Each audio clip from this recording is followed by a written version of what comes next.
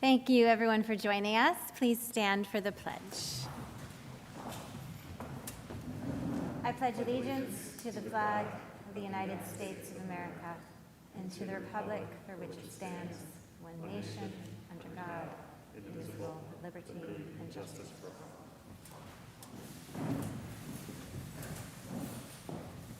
President Daly. Here. Vice President Headland. Here. Trustee Clements. Here. Trustee McNall. Here. And Trustee Parr will be here momentarily. Thank you. So we are very excited to welcome so many people here with us tonight for a special presentation. So I'm going to turn it right over to Dr. Benante to take us into our pre-public meeting game recognition process. Thank you, Ms. Daly, and welcome to many new visitors to our school. We appreciate your presence here this evening. And I was going to speak from the podium, but I'm actually going to speak from here because I can see everybody. So first, congratulations to our candidates who are up for tenure this evening. And for many, tenure signifies the end of your probationary period and some of the formalities that come along with a 3 or 4 year probationary process.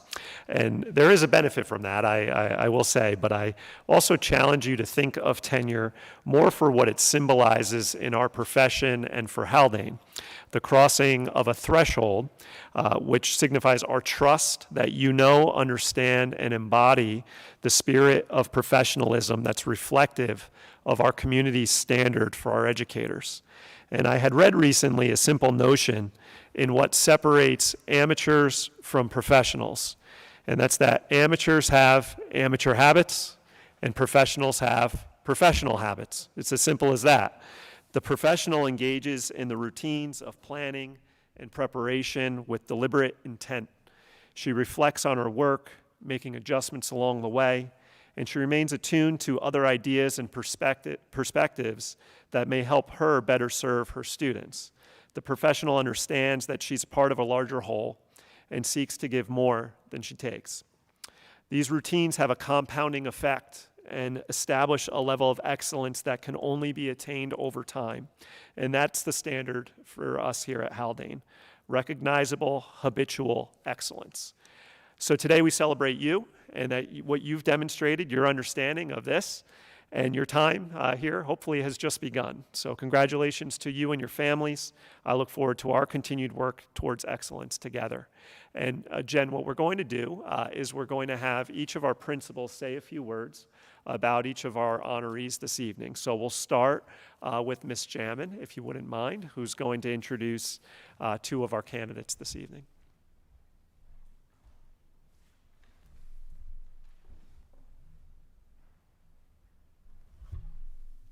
The first candidate I have the pleasure to introduce is Angela Branco. Angela is able to adjust her pedagogy to our kindergartners who are just learning to hold a pencil, all the way up to, at times, teaching an advanced art course for independent study at our high school level with our advanced art students, and is able to reach students everywhere in between, which is a true gift for a teacher. She runs a choice-based art program, which allows our students to create and engage using pieces of art and methods of art that they are passionate about, increasing their engagement and enthusiasm without sacrificing their learning. Students are encouraged at all times to embrace their creativity.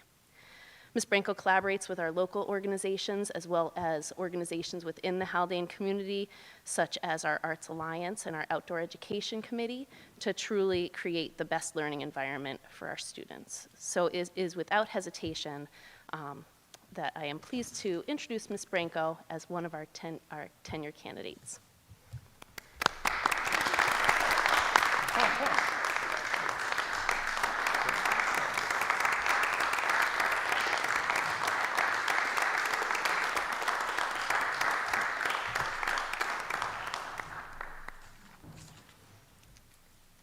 And staying in the theme of the arts, I also have the pleasure of introducing Dan McGroarty.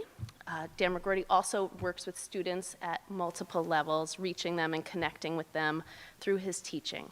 He creates a positive classroom environment and encourages students to try new things, explicitly teaching them that they can do hard things and get better with practice. He is creative and flexible, which was exemplified in his work this year as he figured out how to teach music under distancing guidelines, outdoors, and under varying conditions. Over the last 4 years, he's stepped into leadership positions within the school, serving as the K-12 arts coordinator, sitting on the curriculum council, participating in the implementation of the strategic coherence plan this year, and serving on the school reopening task force and the Arts Alliance. So he serves as a teacher leader and a teacher in his classroom. So also without hesitation, I am pleased to recognize Dan McGrory.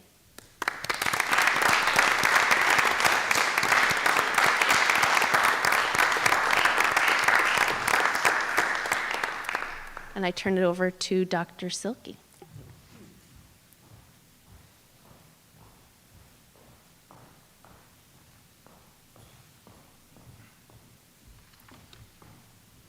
Good evening, everyone. Tonight I stand before you with the pleasure of introducing 2 candidates for tenure. The first of those candidates is Ms. Jessica Perron. So when I started 4 years ago, Jessica was starting as her full-time role here at Haldane. She had served other roles as prior to that, and she was starting as a special educator. And over the past 4 years, Jessica has served for 6th, 7th, and 8th grade. She's co-taught mathematics and English, and she's also taught resource class, initially certified in literacy and in childhood education and special education 1-6. Upon request, Jessica completed her special education certification 712 generalist while serving at Haldane, which, if for those who are not in the education field, you may not know that it's really important for small schools like Haldane to have a versatile educator that could dedicate themselves to continued excellence and service of our students at all levels, and Jessica has done that. It's always a pleasure to go in and observe Jessica in her co-taught classrooms. She really embodies, I've seen her embody many of the co-teach models, and I keep on going in to catch her doing other models. I particularly like watching Jessica utilize parallel teaching, where both teachers are teaching the same material at the same time to a mixed group of kids. Ideally, in the best co-taught classrooms, it's impossible for an outside observer to distinguish between the content area teacher and the special educator, and I've seen that with Jessica Perron. Apart from working with her students at Haldane, Jessica also serves as a valued member of the Haldane community, especially in the area of athletics. So during her tenure, Jessica has coached modified junior varsity and varsity levels. Haldane basketball and volleyball students have benefited from her dedication as a coach. I think that it's safe to say that Jessica Perron will dedicate herself to continuous improvement, as she has a keen eye for continuing her professional learning, and it is without hesitation that I recommend Jessica Perron for tenure.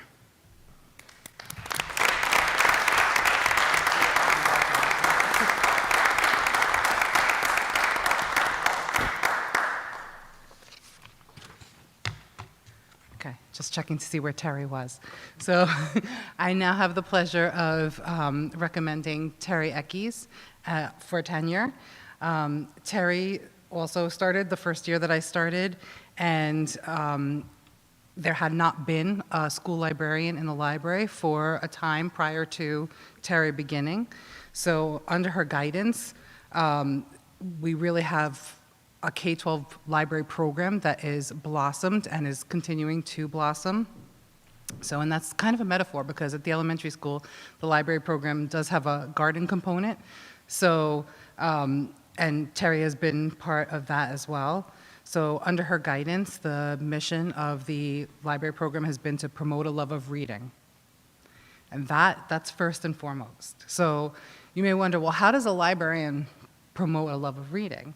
And there's many different ways to do that, and one of the ways that Terry has really dedicated herself to doing so is by supporting the development of a 21st century profile of library texts for students to access. So taking on the responsibility of really clearing the stacks of old volumes, talking with students to understand what their interests are, and then filling the library with texts that meet their interests, expanding the online databases so that she can reach students of all levels.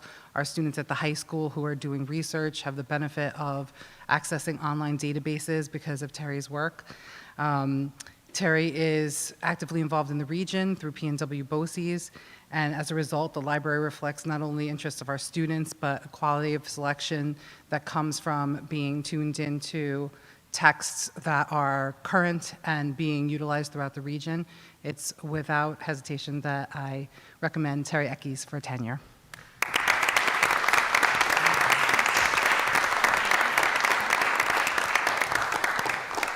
Ms. Sniffen.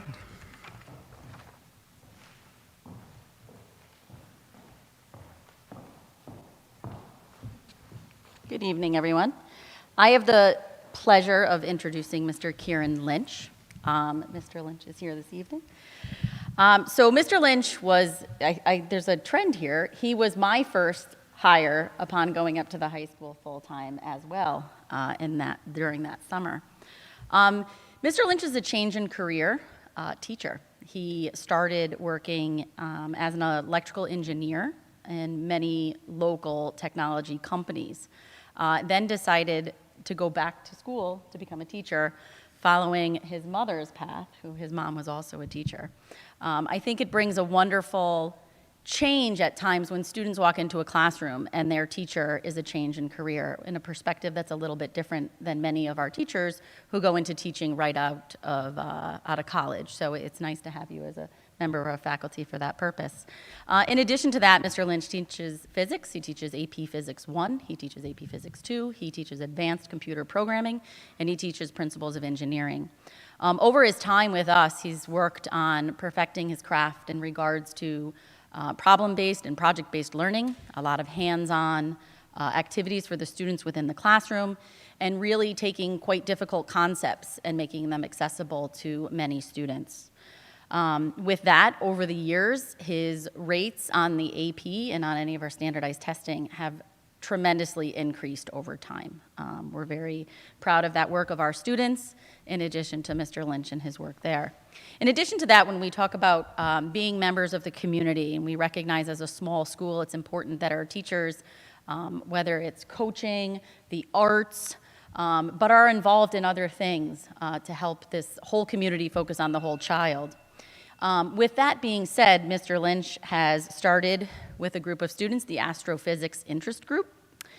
He can often be seen at sporting events pre-COVID and our dramatic performances.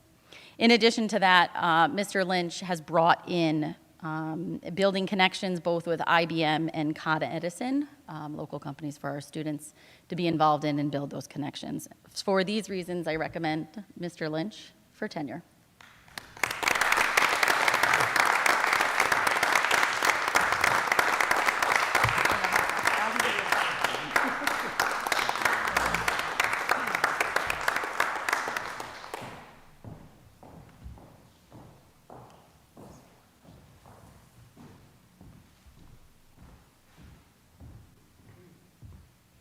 So our final, there was a longer microphone here at one point. This is way too short for me. So our final tenure candidate we're going to recognize this evening is Dr.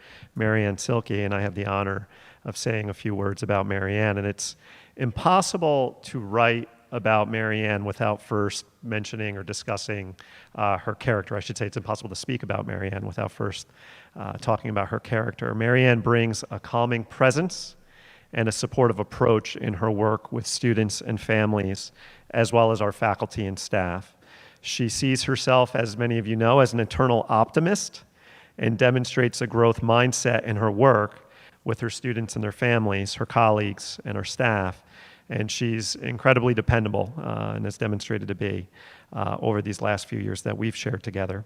And I was going to mention some of the work that Marianne has accomplished and facilitated at the middle school, in particular PBIS, True Blue, a revision to our academic intervention services model.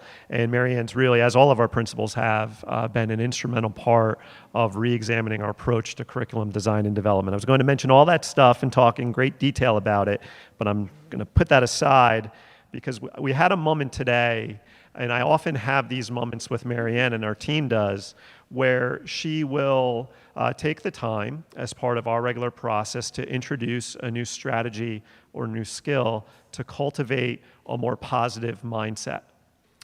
So as we wrap up each meeting, we go around the table. Does anybody have anything else to share before we conclude our meeting? And Marianne said, this may be totally not the right time for this, but I want to share with you a strategy that I learned about to replace a negative thought with a positive thought. And I said, go ahead, right now. I want it. Perhaps reading what was going on in my mind at the time, just trying to wrap the meeting up. And there was something about recognizing the negative thought that you're having, reflecting on it, and replacing it with a positive thought, a more positive thought. And we have moments like this with Marianne all of the time. I've probably learned more from Marianne in these small moments. And the meeting went on. The meeting went on, and we were continuing to share out. And Marianne reads me very well. She can see when I'm getting a little bit maybe kind of antsy or whatnot. And she was sitting next to me, and she whispered, Phil, recognize, reflect, and replace. Oh, thank you, Marianne. So I appreciate that about you, Marianne. She's an effective school leader whose steady presence has been a welcome addition to our community, and her methodical approach has resulted in important enhancements to our middle school while being respectful of the gradual nature of the change process. Marianne's a valued member of our district leadership team, and it's with great pleasure that I support her recommendation for tenure. Thank you, Marianne.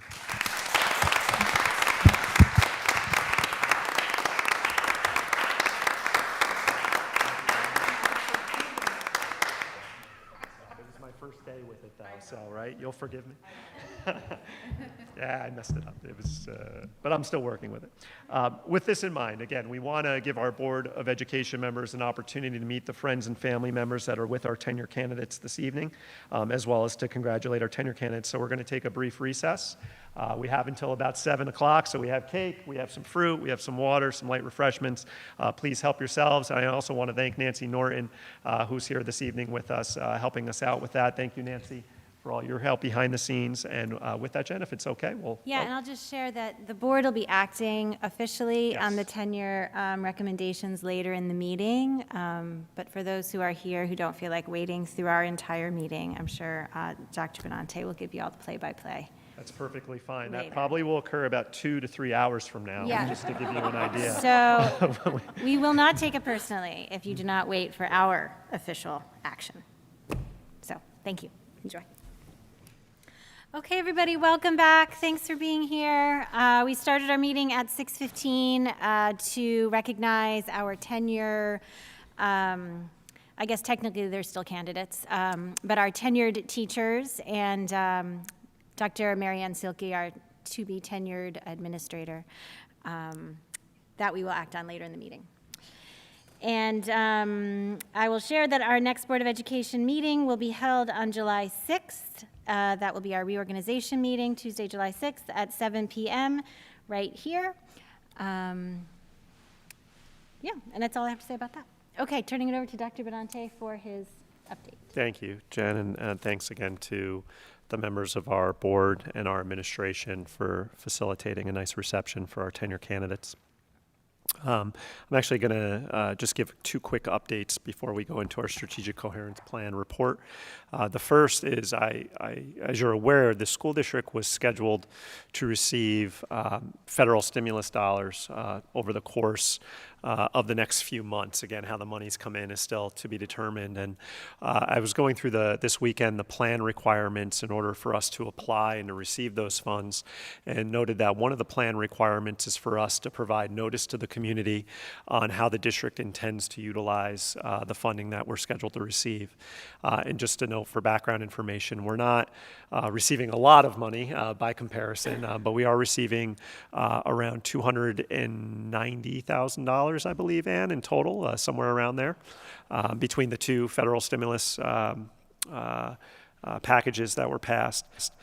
So our intention, as the board is aware, in brief discussion with our administration, we put a support structure in place at the start of the school year, which included having 2 interventionists as part of our faculty. We would like to continue into next school year with one of those interventionists still in place. We feel that that's the best way to continue to provide a high level of support, in particular to our students who are more vulnerable and susceptible to disruptions of learning, which is our early learners, our elementary students. So I did put a notice out to the community today for, we're considering this an open kind of public comment period. I do not believe, and I'm still researching this, whether or not it's necessary for the board to have a formal public comment period like we would do for a district-wide safety plan or student code of conduct. I don't believe that's required. We just have to post our plan publicly and make available the opportunity for people to provide feedback. So I did provide notification to our families today, as we have other, I'm making the board aware. It's now posted on our website. And then as we get into July, that's when, assuming there's no strong sentiment to utilize the funding in different ways, I would move then to create the position of interventionist again, because there is a recommended action tonight to abolish the interventionist position because that was part of our budget. But I would move to then create it again and then to move an individual into that position.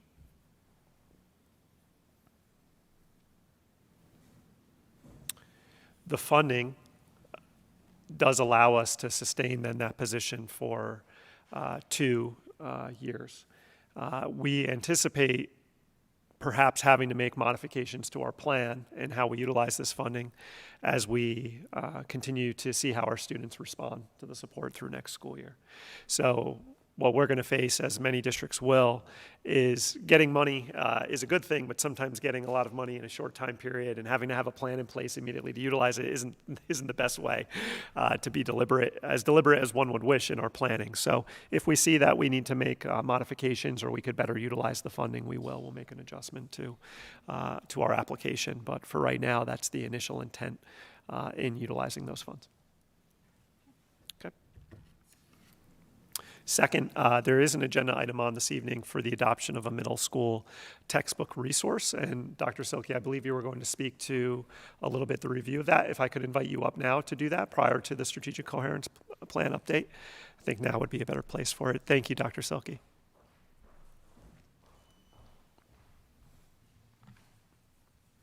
Thank you for the opportunity to present this work. Over the last year and a little bit before that, informally through discussions, Tom Vergidamo, our middle school math coordinator, working with myself, with Judy Barbera, and with our math teachers, began to set some goals for what we would like to achieve in reviewing resources and eventually recommending a resource to the board for adoption for mathematics. The New York State standards for mathematics have been updated, and we also were experiencing the desire to have a mathematics program that had a robust online platform and could be utilized for students that were on grade level, students that required enrichment materials, and students who had some gap closing that was necessary as well. So we embarked upon setting those goals.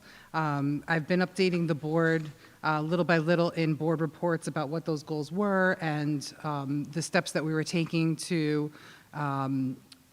sort out and review the resources that were available, including looking to edreports.org and looking to regional data to see what programs were being used in other districts. Had it been a non-COVID year, we would have visited other districts to see how students are actually interacting with the math resources being used in different places. We weren't able to do that during this year.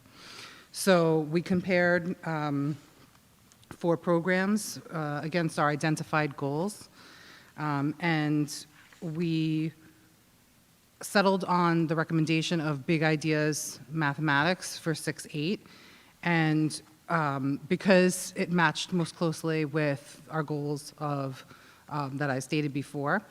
And I just want to point out to you in the packet that I prepared for the board and Mr. Virginano prepared for the board, that this the cost of this program is not for physical textbooks. It's for online textbooks for a 6-year cycle.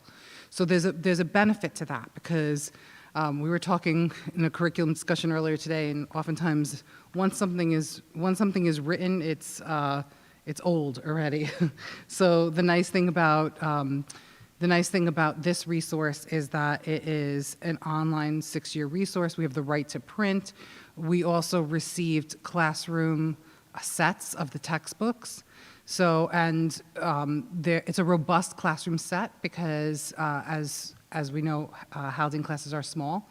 So it's a robust classroom set of textbooks, physical textbooks, that we received in reviewing the program. And what we're recommending for the board to adopt tonight is the online resource with rights to print for the 6 years. Thanks, Mary. And that'll be on, that is on the agenda under consent financial for later on in the Thank you, Dr. agenda. Silke. And with that, I'll transition and invite Judy up to present an update on several elements of our strategic coherence plan. I'm actually going to join Judy just to get us started, and we'll be using the screen behind me. Judy, it's nice to see you again. Thank you so much. Welcome back. It's lovely to see you all. And I have to say, I said to Phil a little while ago as we celebrated the tenure candidates, it was so exciting that, like, I knew them all. So, Like family. yes, absolutely. Judy's part of the Haldane family. It's going to be hard to let Judy go. Keep hanging around here. We're going to hold on to you. Thank you, Judy. And just a brief introduction, and I'll turn it back over to you. I was sharing with one of our trustees, one of the things I've missed most over the past year is the ability to go out to a good restaurant with my wife and our friends, and the kind of places where hospitality is taken seriously, where the food's not only good, but the feeling behind the service and the people are just as important, if not more so. And we shared some readings with our team from Danny Meyer, who you may know is the CEO of Union Square Hospitality Group and behind restaurants like Gramercy Tavern and Union Square Cafe and both mine and my son's favorites, Shake Shack.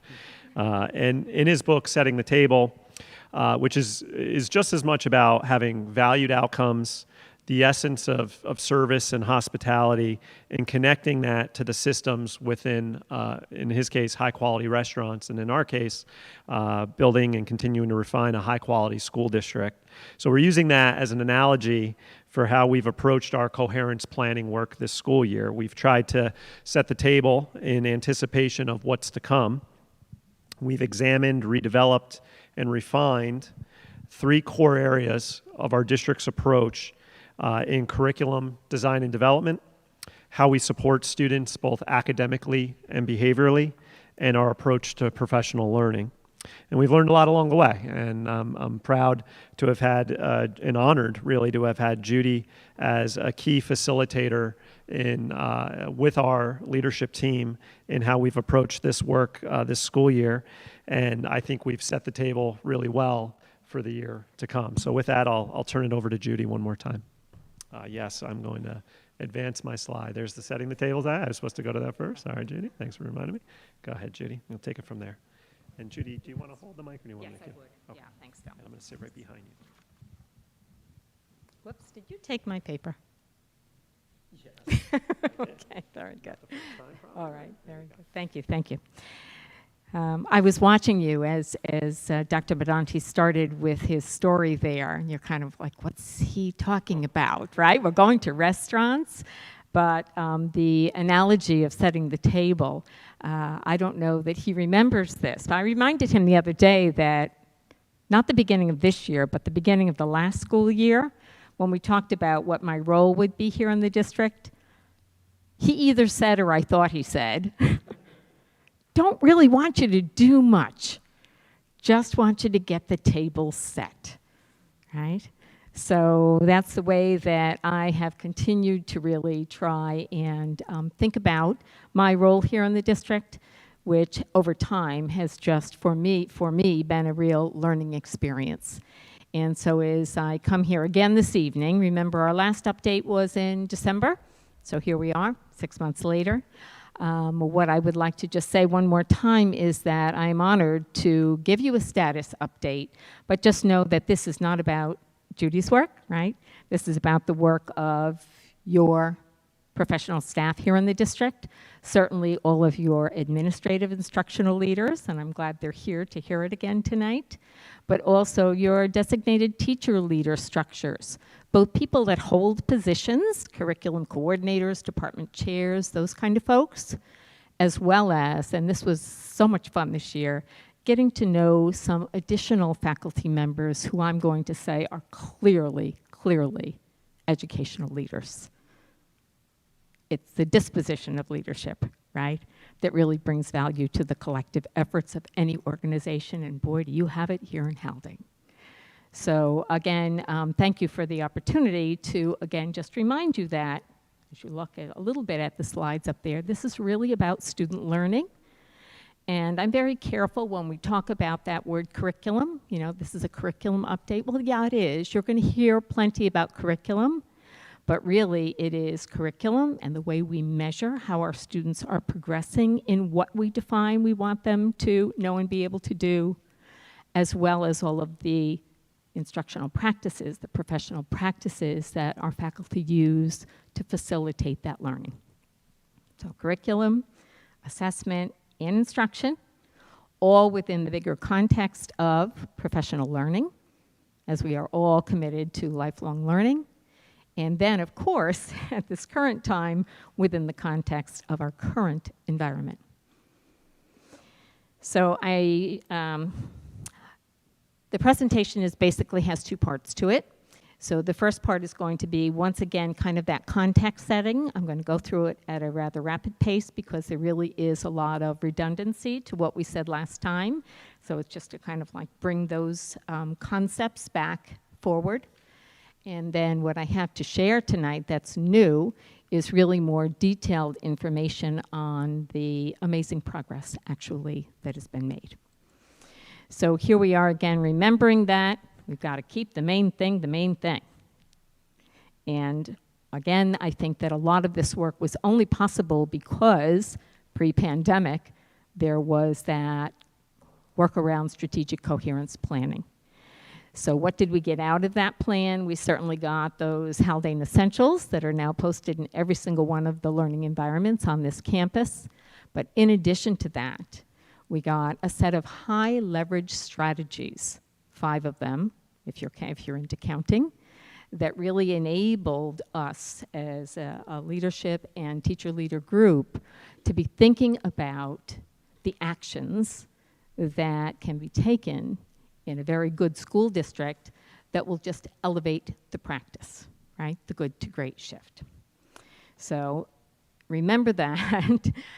Again, you saw this before. I put a new visual up there as I'm thinking more and more about systems and how critical they are for the purpose of especially sustaining efforts. Right? Organizations often, we're all about the people, and we should be. But you can't rely on people or programs even. It really has to become more system-wide work in order for the collective efforts to be sustained. And there are many different kinds of systems, but when systems within an organization are connected, integrated and actually get to the point of interdependence, then there's a much higher chance that those efforts will honestly be sustained. And that's what we owe kids, right? We owe kids that all of this good work that every single teacher does in their classroom day in and day out is something that collectively will promote and foster the valued outcomes here in Haldane. Okay, so as we look at those gears, right, what we don't want is we don't want a bunch of systems just all headed in the same direction. We want them actually working together in a powerful way. So that's all with the context setting. Everybody good to move on? Okay. So remember that in terms of the actual strategies within the Strategic Coherence Plan, there are technically 5. And I want to say that you see the 3 up there right now that had the greatest connection with teaching and learning. And those are the 3 that our principals, as well as Tara, and all of our teacher leaders have kind of clustered around this year. But as the work got broader and deeper, I see connections to the other 2 strategies as well, the one around goal setting as well as the one around communication. So honestly, I think the table setting is done, and we're really ready to serve appetizers. You notice my little clip art there, right? That's, you see the ramp? Because before we said we love this metaphor about table setting, we were talking a lot with our teacher leader group about, no, this is not about now opening that document and saying, okay, so what are we doing? What actions did we decide we were going to take? This is really more about building the ramps that will enable us to put those actions into play probably more like next year. So lots and lots of good ramp building this year. The first strategy is that K-12 curriculum alignment strategy with a focus on the Haldane Essentials. If you read that, if you were to go back to your original document, the wording here has been modified a little bit. Not that it needed to be, except that it just needed to be a little bit more accessible to our group of teachers who were willing to really get started engaging in curriculum design. So again, you remember this is about that box of colored pencils, and making sure that it was, that they are in there in a way that students can progress through the grades here in Haldane, always standing on the shoulders, right, of their experience the year before. So it's about alignment, and we have, two ways that we really pushed this conversation forward with teachers that actually found a little bit of extra bandwidth to devote to this work this year. So we said, okay, curriculum alignment. Well, first of all, we have to really be thinking clearly about our curriculum articulation. You can't start the process of alignment unless you can actually agree upon how we're going to define and articulate the curriculum. Then in addition, once we had that going, then you start thinking about the integration of the Haldane Essentials, right? You can't integrate if you don't first have it clearly articulated. So what you see here is probably a little bit too much text. But what I'll draw your attention to is on the left-hand side there, we have a group of teachers who actually committed to some in-service course work with us this year. There were as many as 13 at one point in time. My most recent meeting with the ones that are still hanging on and still doing design work was actually today. And what they're designing is they're designing a process as well as a product that would enable articulation of the curriculum or the instructional program here in Haldane. So one of the things that we started with was a draft document for them to use as a planning template. And we did it not at the lesson level, but at the unit level. They've gone ahead and played with, explored, used that document made suggestions about ways that it could be refined. We've incorporated their suggestions, and now they're actually working on a second either unit or a curriculum overview for the year.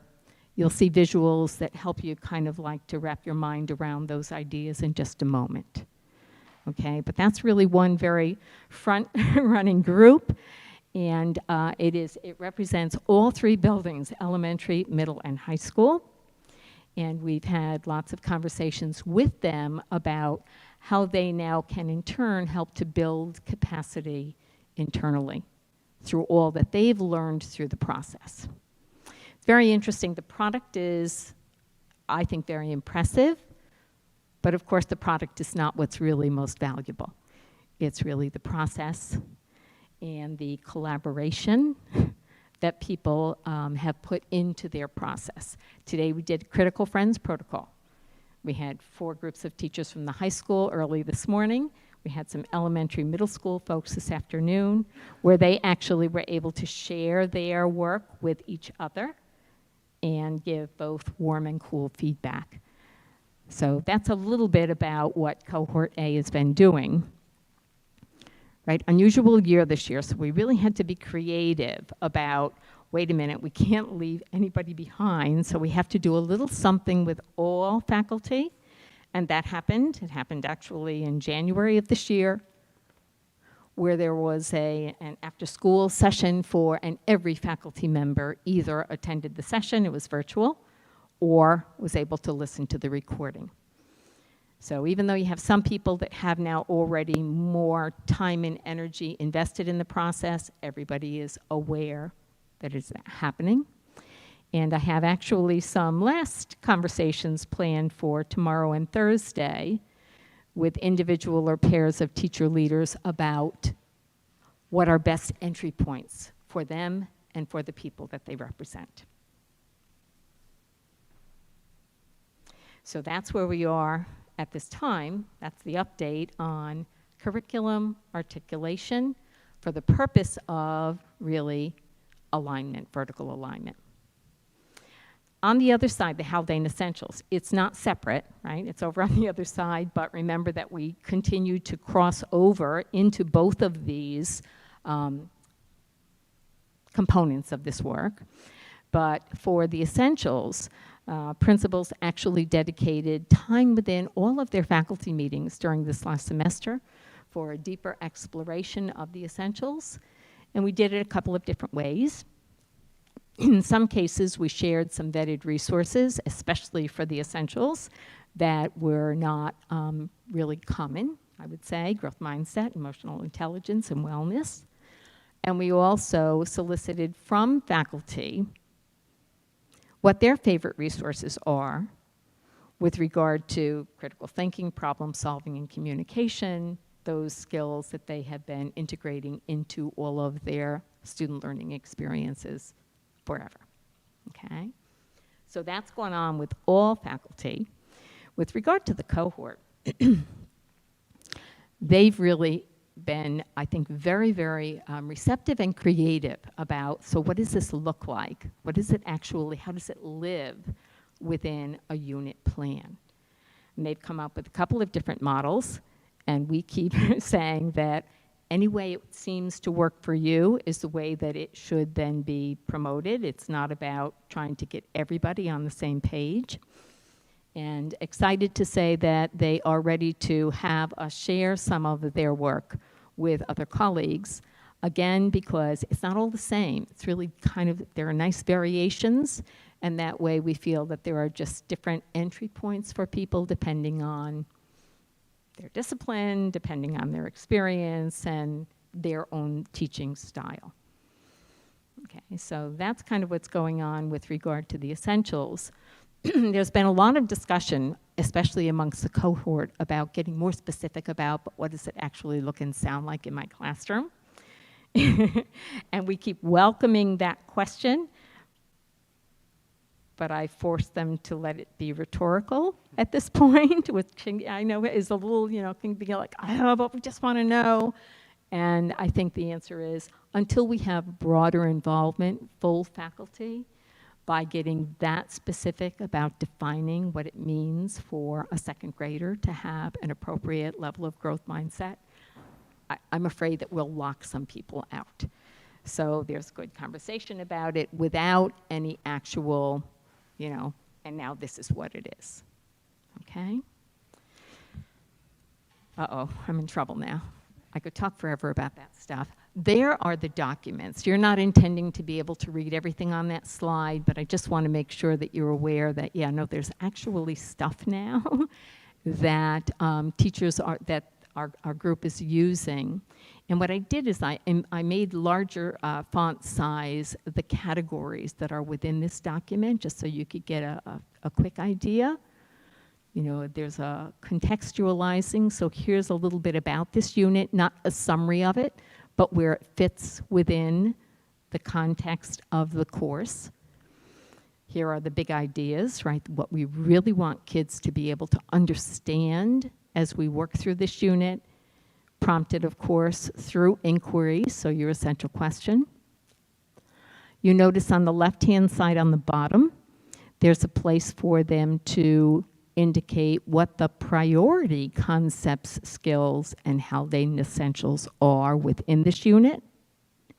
But to the left of that, also a section for foundational concepts and skills, things that they're expecting kids are bringing into this unit of study, whether it be through work that was done earlier in the year in that classroom, or maybe even in prior years. A little bit of, there's, I think, a level of sophistication to that, but it was really embraced by the teachers, especially as they're thinking about right now with, lack of in-person schooling for some kids for a little bit, for other kids for a more extended period of time, and wanting to make sure that they're really thinking intentionally about what they expect kids to be bringing in. It pairs with a diagnostic assessment experience that you see over on the right. And then you see, again, what is typical, both the formative and summative means of assessment within units. That's the first page of the document. Teachers are calling it the cover page, which I just love. We're trying to limit it to being kind of that one-pager. That's an annotated version, so you see a lot of text on there. When teacher actually uses it, the annotation comes off, and they insert their planning into that document. And then lastly, there's a second document that we didn't create to begin with. It kind of happened as teachers were talking about their different ways of planning instruction.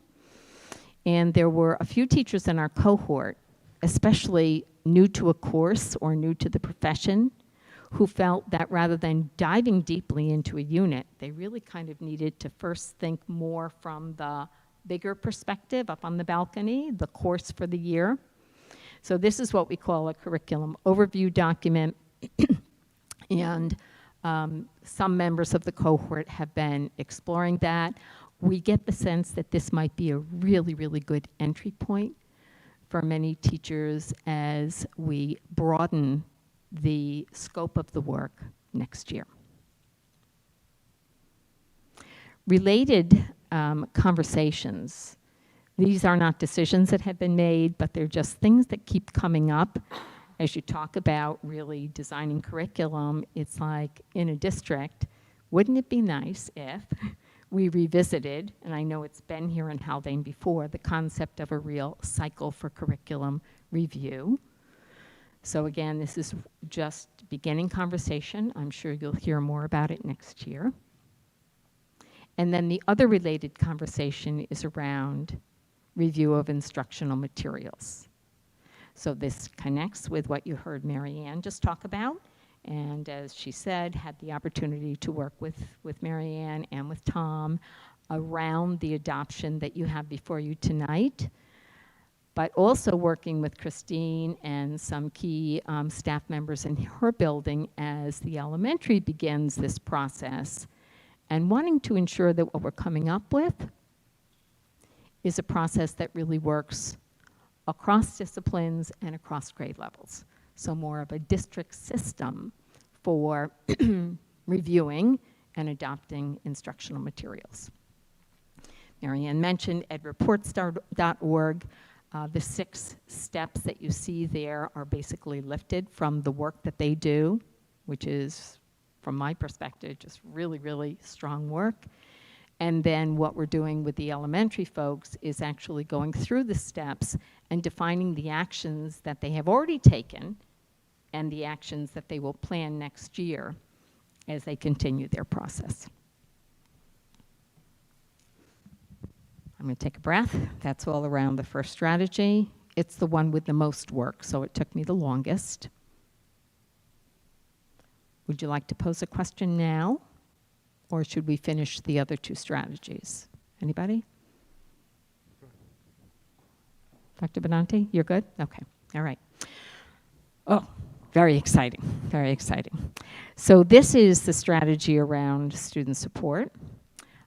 There's the actual language, just in case you need a reminder, lifted out of the Strategic Coherence Planning document. This is something that we actually got a little bit of a start on pre-pandemic with our curriculum council, but then it was under Christine and Tara's leadership with a small group from the council that they actually pushed it all the way to the point where actually, probably the next meeting or sometime soon, the board will have a multi-tiered system of support plan that you can review and hopefully adopt. Okay, so that umbrella is the visual that you see whenever you Google image search, MTSS. And so again, it is to remind us that this is absolutely about instruction and intervention with regard to children's academics, their social emotional learning, as well as behavior. So this is really a very broad concept. And when you think about the way that it gets implemented, I would say that there are kind of 3 different look-fors, areas where there's some change suggested as you review the plan. The first one is really around language. The language has been updated. We talked about AIS for a long time. All of a sudden, there was this thing called RTI, and a lot of question about, is that the same as AIS? No, it's a little bit broader. So right now, the current language is around MTSS, and so one of the language shifts that was recommended for this plan that you'll look at this summer is really that this is really about the work of the student support team, formerly called the child study team, okay? So the language is, and our group took a good look at this. They were really comfortable with the shift in language, but it isn't just about the words, it's really about the process as well. So we actually did some jigsawing of the plan with our teacher leader group.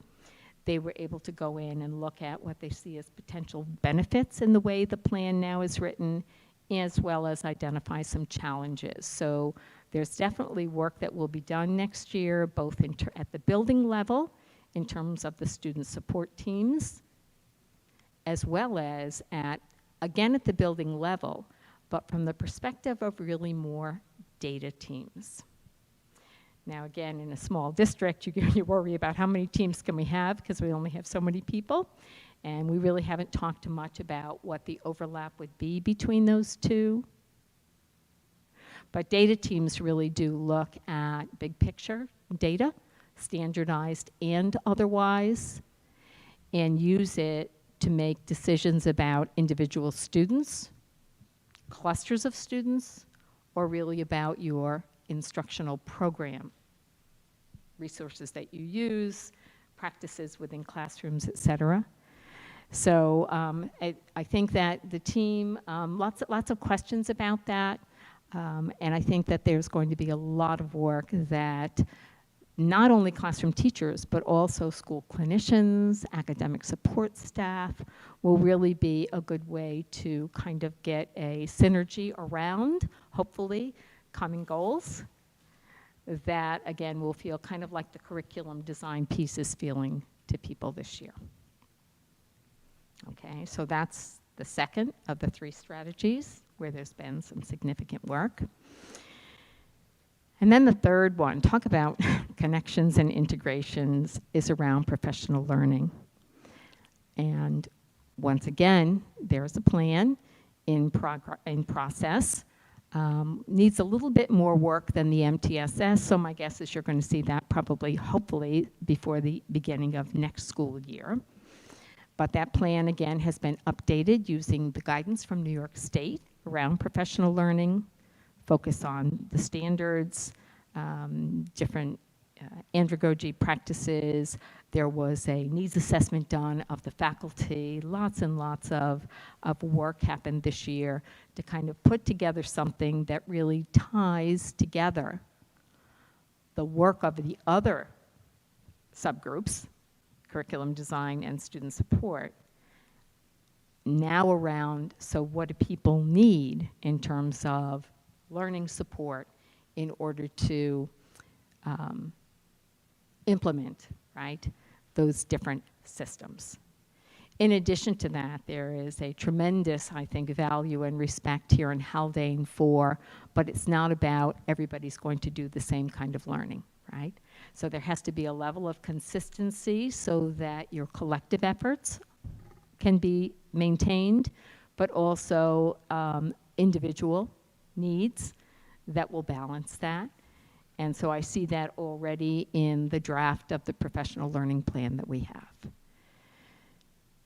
A lot around culturally responsive, sustaining education, which is now right there, kind of front and center in the plan. And I think that even though the plan is still being drafted, that doesn't mean that professional learning hasn't started yet. It's really been ongoing this year, and in a way that I think made sense because it was, yes, aligned with the goals in the strategic coherence plan, but at the same time aligned with what people needed to be able to make the shift to remote and hybrid and, you know, all of the different instructional models that they have been able to implement this year. So that's a little bit more just about what's going on with professional learning. And again, as I said, our teacher leaders, we've asked them to think very, very, to get a focus on what do you need as a teacher leader and what are you anticipating the people that you represent need as well, so that this plan can have, yes, a good focus, but also the many facets that you need to be able to meet the needs of all adult learners.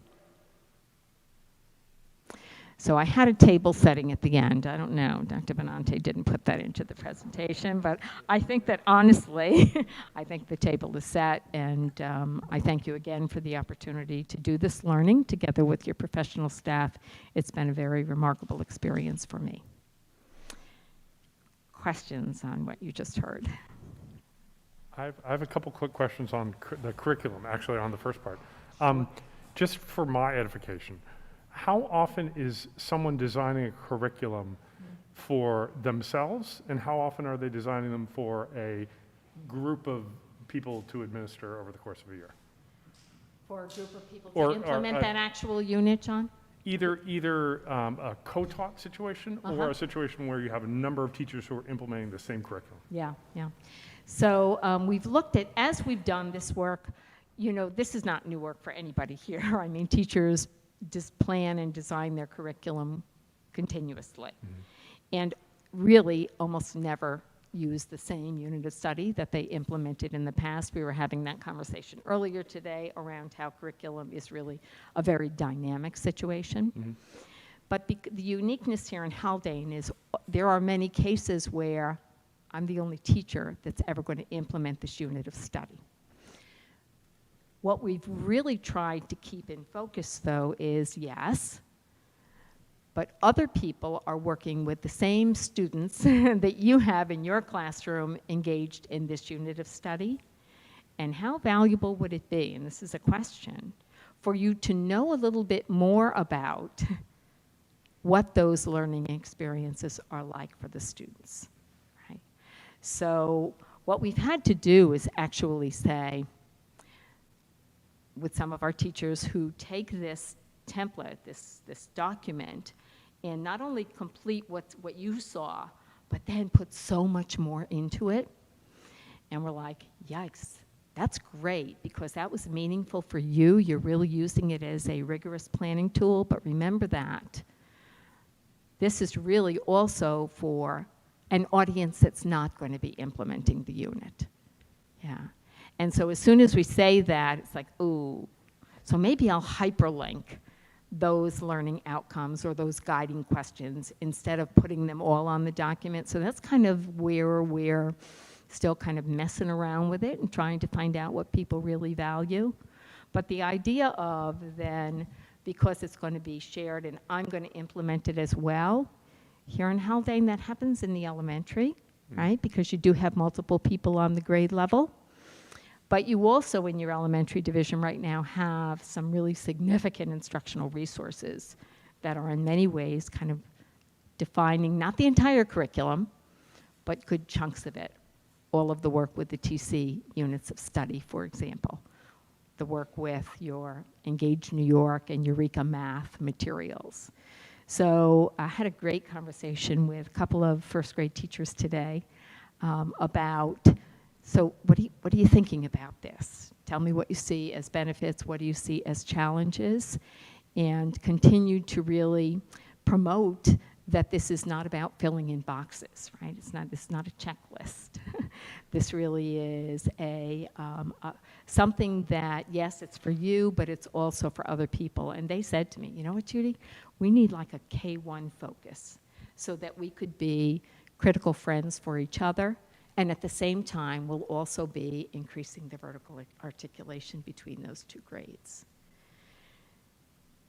Great. Thank you. Good, John? Okay, all right. So one last thing, but that your question prompted is, in all of this work, there actually has been, we had one staff member, it's okay if I say a name, right, Phil? Sarah Grom is one of our designers. And in the beginning, I was kind of like, I'm not quite sure where Sarah is with this. And then I realized that she was bringing units of her regular ed co-teaching partner. Because, yeah, wait, Sarah is not. Well, she does for some of her, resource room and groups of kids where it's just Sarah and the kids. But she's really oftentimes implemented a unit of study that somebody else is designing. So what we decided is, ask Sarah, could you think about a companion document for the actual unit of study plan that special educators and academic support staff and other folks could really feel confident that the work that they're planning for the students that they work directly with is very connected with the core learning experiences of the units in their classroom. And we have a consultant that we've brought in as a partner this year. She said to me, oh my goodness, Judy, I mean, like that is through the roof kind of work when people are willing to think about how intentional we want to be in our planning. So, wasn't quite sure where to put that, John, but your question prompted me to remember to share it with you. Thank you. Certainly. Judy, I don't know if this is a question for you, but you spoke a lot about what work had been done this year with the teachers in a strange year. Yeah. Can you talk a little bit about what we should expect next year? Like what would be on the docket in terms of the staff's work? Yeah. And how would it be different than this year? So assuming that we're going to continue with this nice kind of little upswing on, yes, everything feels like it's getting back to some kind of new normal, but that school will, that things will go smoothly with all of that. Then what I'm imagining absolutely is broadening so that there are more people involved, but I think you also have to do that very carefully. This is difficult work. This is very sophisticated work. It's not the kind of thing that you just kind of go, okay, now everybody is going to.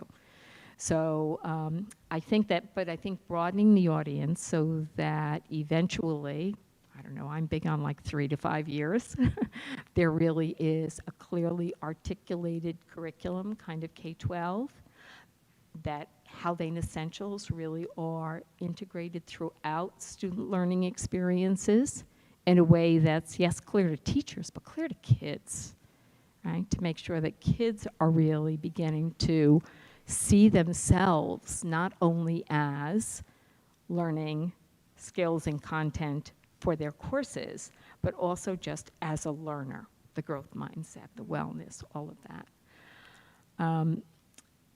I also think that we want to be careful that it's not all around the curriculum, the design, that MTSS piece, that student support piece, because that's about tier 1 instruction, so it's your professional practices in your classroom, as well as then interventions for kids for whom that tier 1 just is not getting them where you need them to be yet. So it's a lot, and it's not, but where it comes from is it doesn't come from a place of something's broken and needs to be fixed. It comes from a place of really, here's what we've got already, how can we refine and really make sure that those essentials are really prominent in the way we think about the student learning experience here in Haldane. Mm-hmm.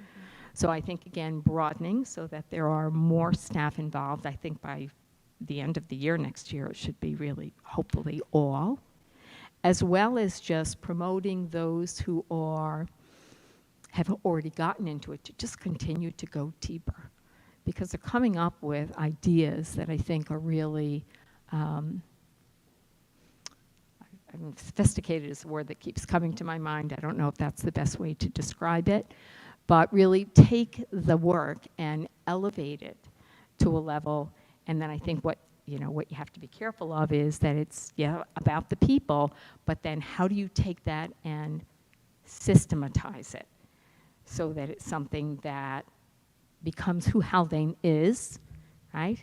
In addition to being a very inclusive, embracing, proud community, but a community where you actually have gotten focused on what you want kids to, how you want them to leave your system, and to be able to say with confidence that both the teachers have the guidance and resources they need, as well as the students. So going broader and going deeper, and I think just continuing to build that internal capacity. Thank you. Any more questions Anybody else? for Judy? Thank you so much. You're welcome. My pleasure. Thank you for your work.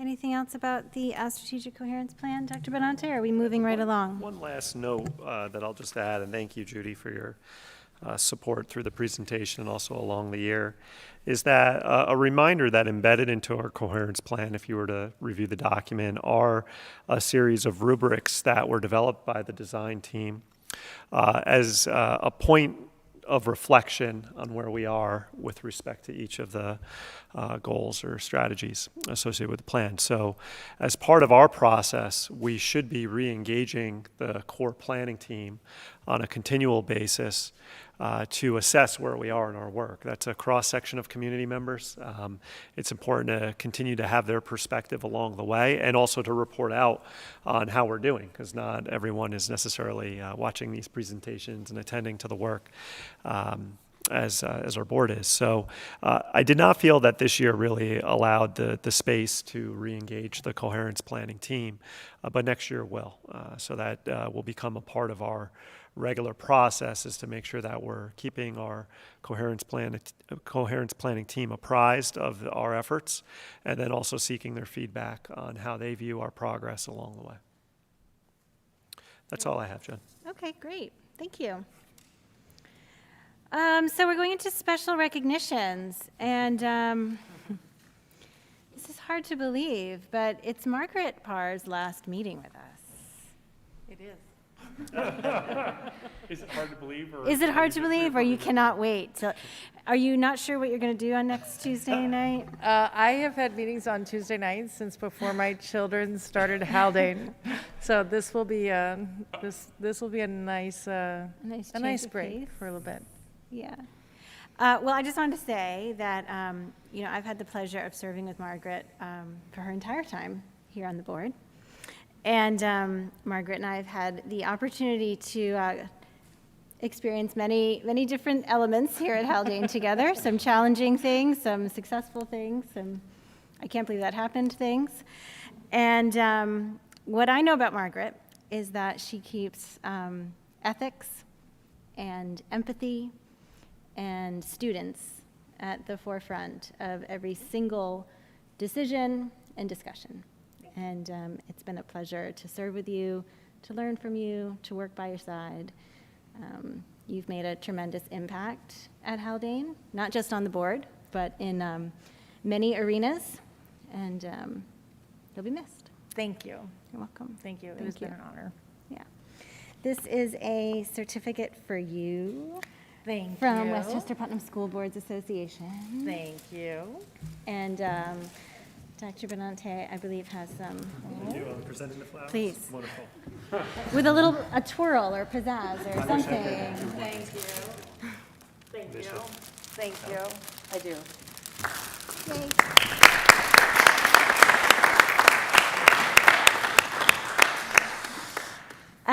And this is also Douglas Donaghy's last meeting with us, and it has been a pleasure to have you serve with us. And I know that, Ms. Sniffen always helps us select these incredible students to be on the board with us, and they're also very incredible because they're very busy. So we know that you've had many a thing on your plate your senior year, and we thank you for making some time for us, and we wish you very well in your next adventure. Thank you. The pleasure was all mine, actually. Thanks. Thank you for being here. A small token of our appreciation for you. Oh, thank you. Congratulations. My pleasure. Look forward to Saturday. Yeah. Thank you.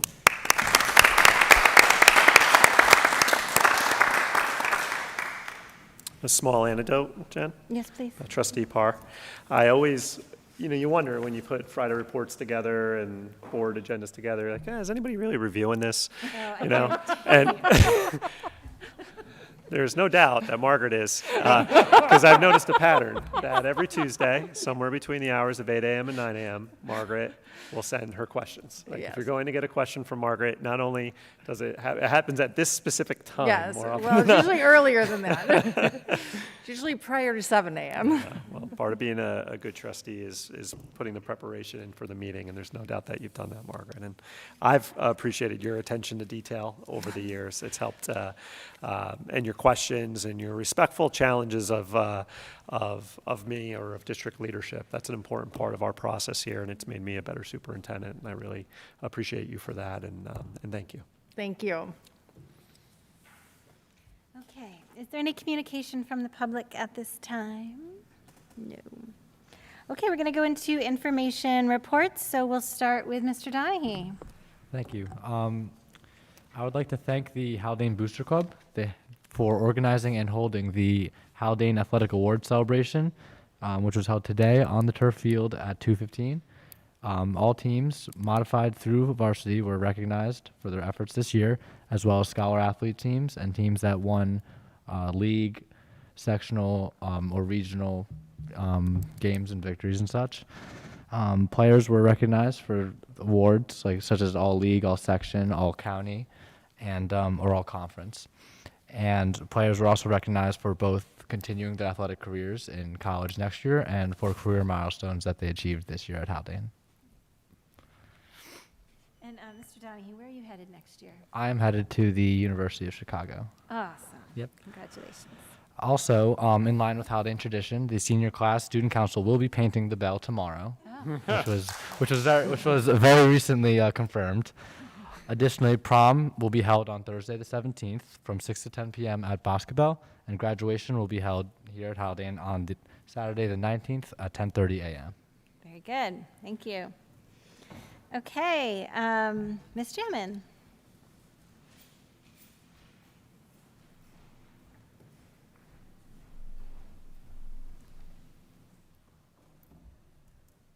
I'm sad that Mr. McGroarty wasn't able to stay around for the rest of the meeting after recognizing him earlier, because my first part of the report is just to recognize that we started the year very early as the reopening task force, and I was lucky to have Mr. McGroarty as part of the elementary representatives for the teachers.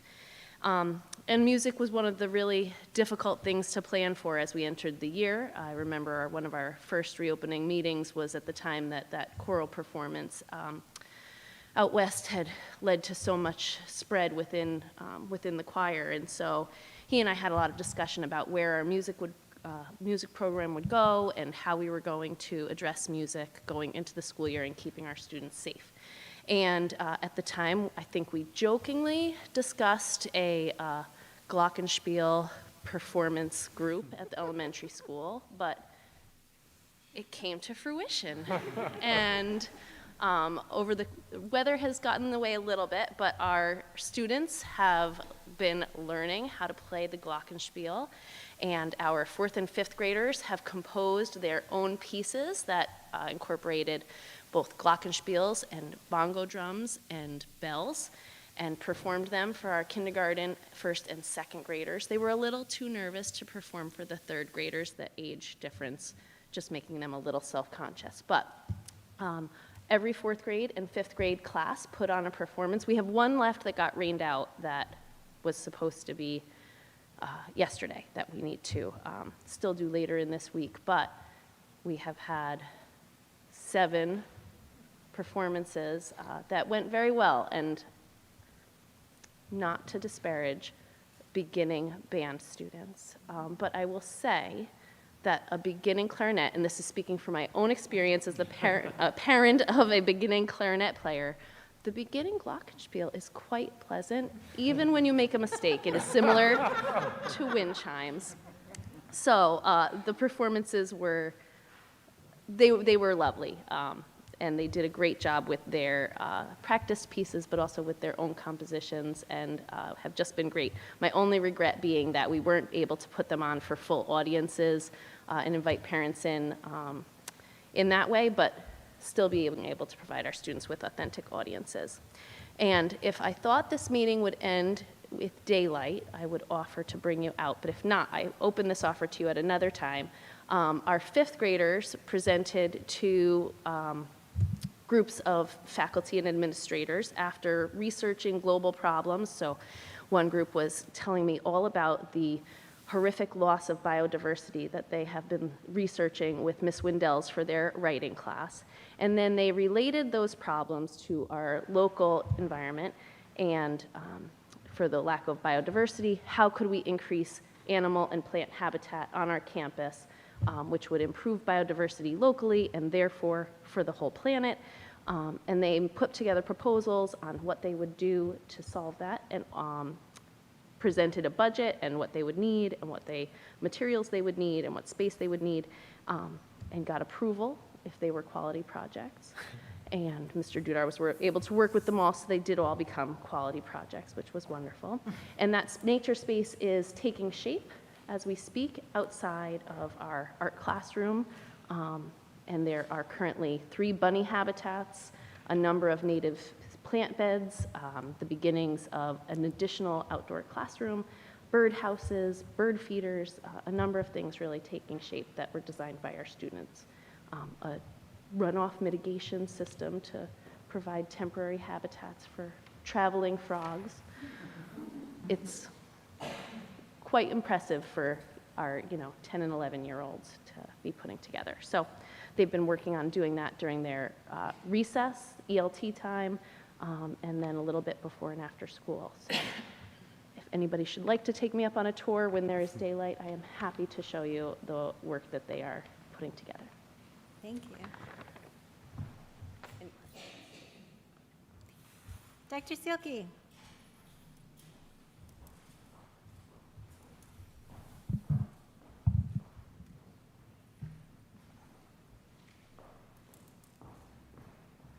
I can say with certainty that I've already seen more pollinators on campus.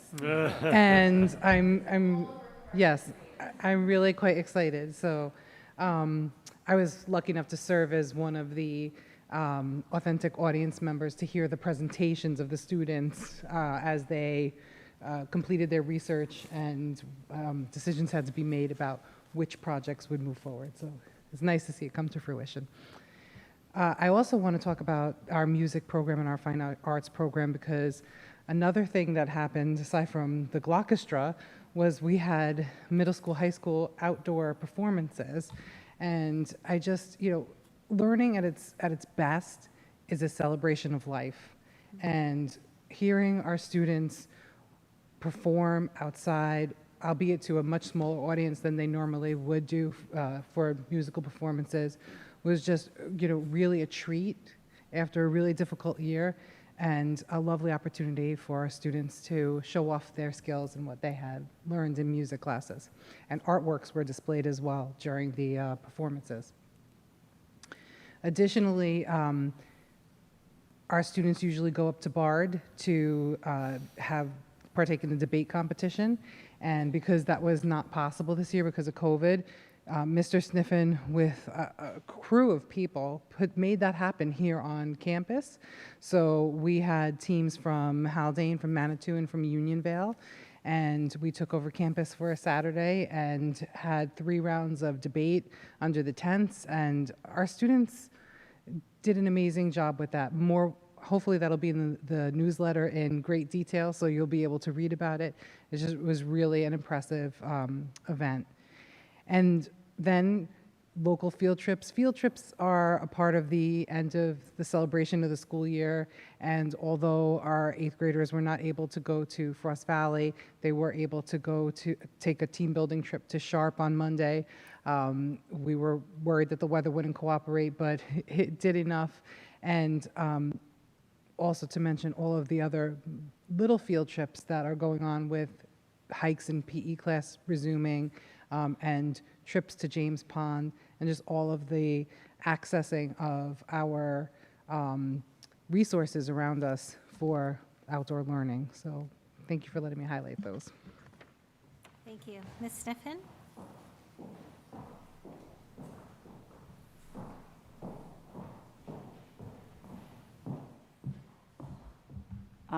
Dougie, I'm very happy to hear that you as a leader have been able to coordinate the painting of the bell tomorrow. So I'm going to just publicly thank you for that.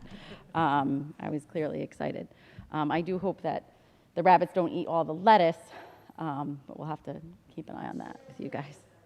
Okay.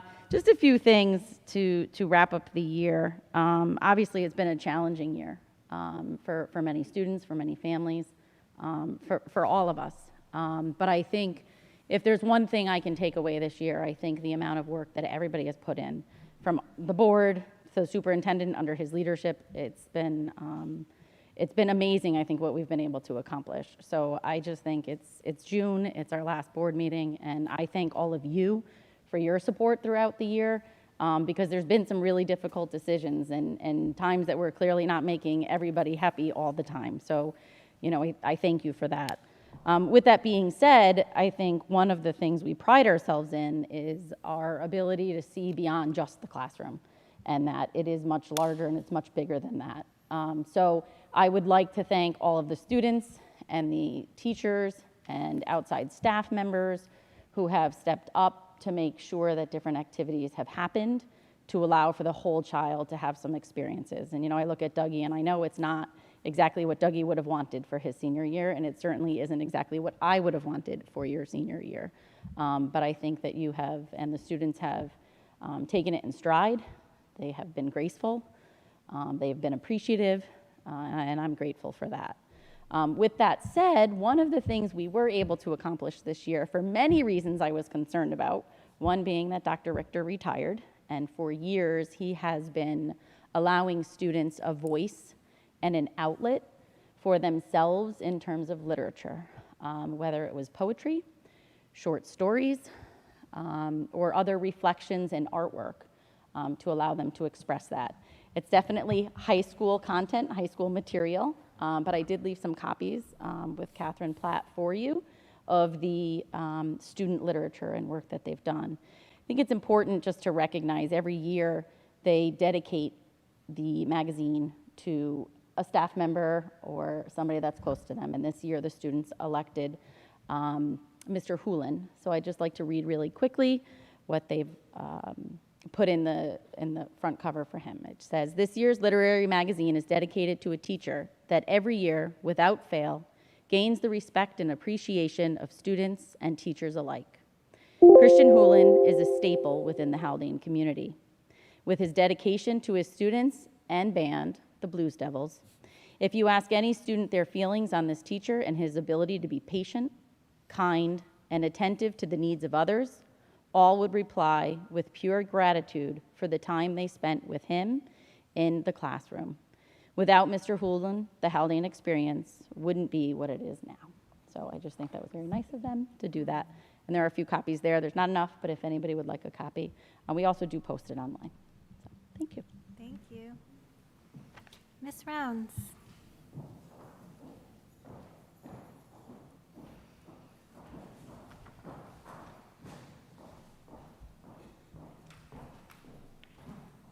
Good evening. So as Julia discussed, we are dedicated here at Haldane to educating the whole student and going beyond the walls of the school building.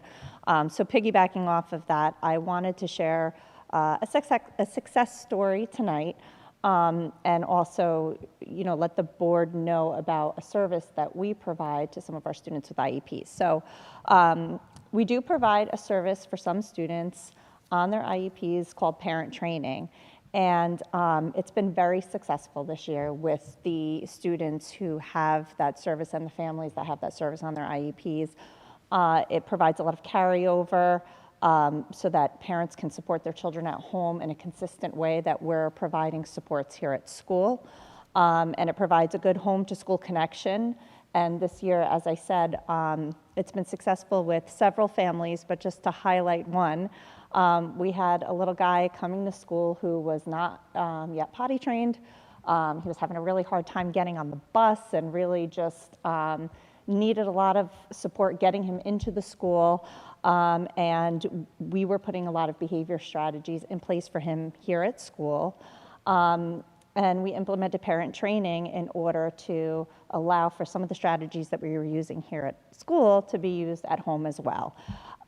So our professionals, our behaviorist, our school social worker, provided schedules to the family for routine, for morning routines, for nighttime routines.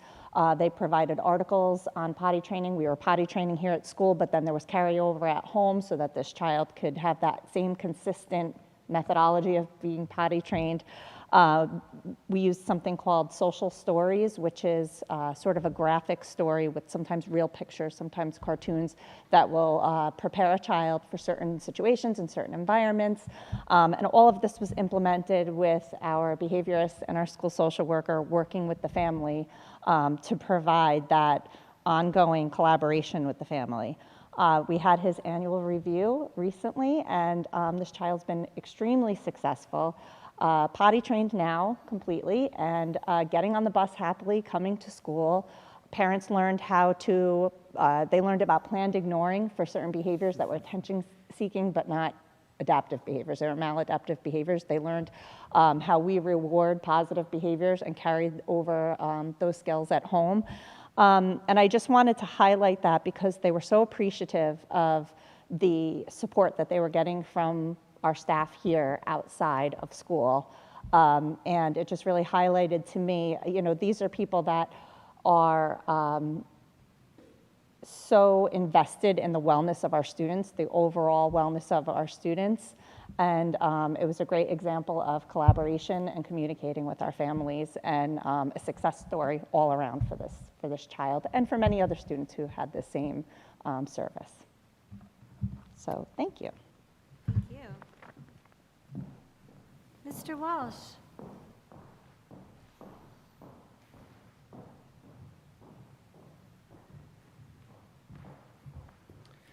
Good evening.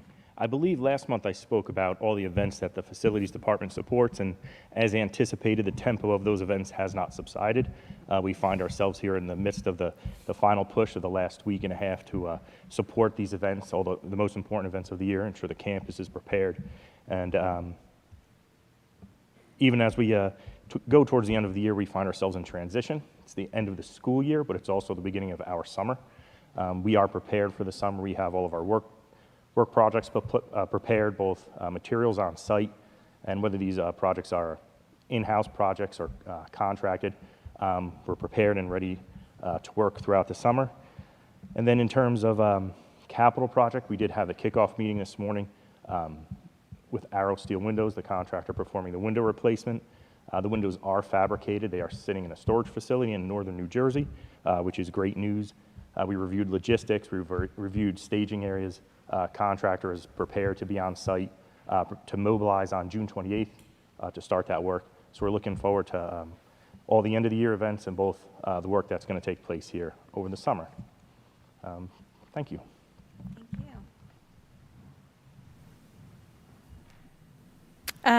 Okay, so we can go into our consent agenda minutes. But actually, before I do, I'll just say, since I have all of these, we have all of these incredible leaders right here in front of us, on behalf of the board, we'd like to thank you for all of your incredible work. You guys have always worked hard, and you always do tremendous things, but you've done even more so this year, and we're all aware of how hard you've worked and are very appreciative of it as board members, as parents, as community members.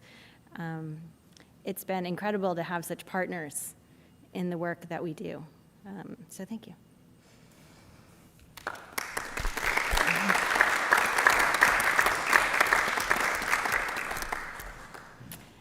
Consent agenda minutes. May I have a motion, please? So moved.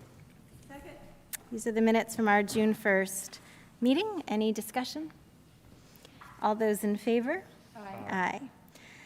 Our committee minutes are here for review: the policy committee, the technology committee, and the district-wide safety team. Consent agenda financial. May I have a motion, please? So moved. Any discussion? The textbook adoption that we heard about earlier is here. And Dr. Benante, do you have anything you want to point out? Are we good? Nothing further. Okay. Any discussion? All those in favor? Aye. Consent agenda personnel. May I have a motion, please? So moved. Any discussion? The tenure recommendations that we heard earlier are here for our approval, and the abolition, such a strong word, the abolition of the interventionist positions, right? And that's what the pedagogical employee piece is. That's correct, and then also an accompanying set of non-pedagogical employees. And I just wanted to mention the board in discussing this with Jen. I realized that these resolutions may not have appeared in the past. Just in speaking with our attorney, he recommended that this become part of the regular process, that if the board's obviously creating a position, we would move to have you create the position, and also if we're through the budget process abolishing positions, that the board would then formally act on the abolishment of those positions as we go along. So each year I would anticipate that we would have a level of positions potentially being created, and then also positions that are being abolished. So maybe the first time you're seeing it that way, but definitely part of our I would say housekeeping to some degree, and that's not, I do want to say this is, I know the board and the administration took this seriously in deliberating on the budget whenever, because we realize that there's people who are behind these positions more often than not. Okay. There's a lot of items here. Any discussion? All those in favor? Aye. Unfinished business. Just congratulations to our yes, now officially tenured Yes. employees, including Thank Dr. you. Silke. who's